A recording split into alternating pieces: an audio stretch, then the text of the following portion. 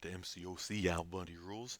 Got the boss fight from Act 6.2 Omega. Icarus is a big one here. Those 8 Fury buffs. If you not watching those Fury buffs, you're going to get destroyed.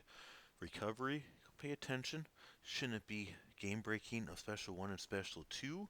Or both going to be unblockable, so got to be careful with that. Delivery can hurt. Limber too, meaning you can't rely on parry because parry is going to become not very useful very quick in the fight.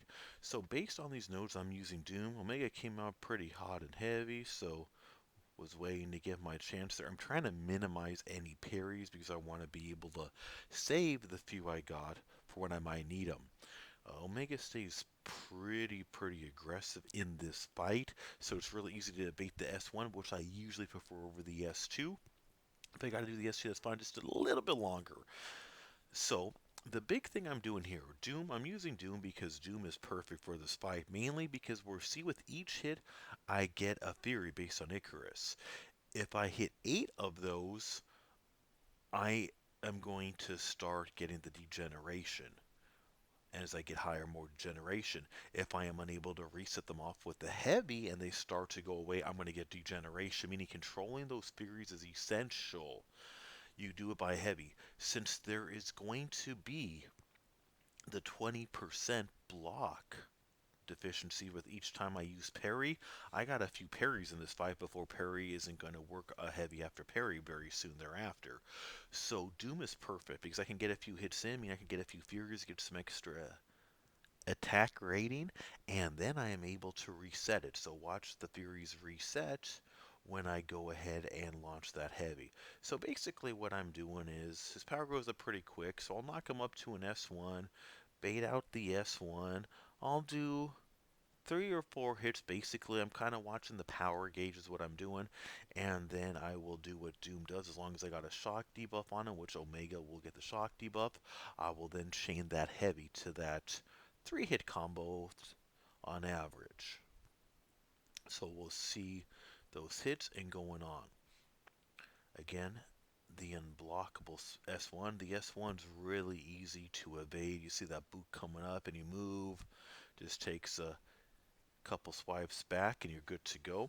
Gotta be careful with doing specials. You're noticing I'm minimalizing my use of the specials. If I do use a special, I prefer to only use the S3 because S1 and S2 got a lot of hits on them, and I gotta be careful with getting more than 8 Furies.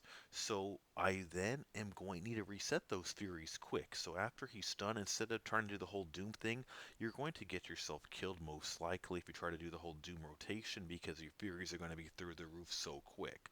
So instead I'll just reset them, take my time, be a little more patient. Instead of trying to go for the big heavy damage and quick wins, taking my time. So using those heavies to reset the Furies is key.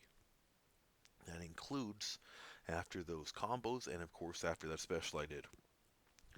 I find it much easier to avoid using S1s and S2s on this fight. You can just lose control of those Furies so quick. And that's a big part of managing this fight, those Furies. Really any fight in this path because Icarus is on all the fights in this quest. And then I'm only launching my S3 after I bait an S1 because I prefer not to move him up to S2 if I can avoid it. If it happens, it's not that big of a deal, but it is easier to accidentally take a hit or so on the S2 than it is the S1 based on it being a little bit longer. So I try to minimize that risk when and if I can.